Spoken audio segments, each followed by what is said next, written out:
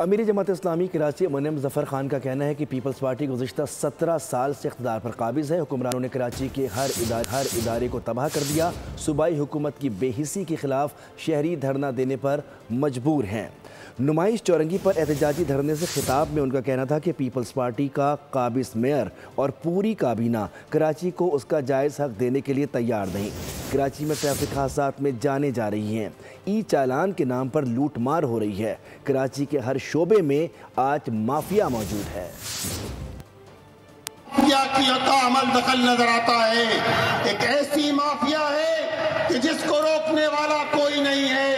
ایک ایسی مافیا ہے جو انسانی جانوں سے کھیل رہے ہیں، اور ہم نے دیکھا اس شہر کو آج پیپلز پارٹی کی صوبائی حکومت نے جو 17 سال سے قابض ہے، اور وہ طالب علم جو اپنے گھر سے تعلیم حاصل کرنے کے لیے نکلا تھا، تیز رفتار ٹینکر نے اس کو نشانہ بنا دیا۔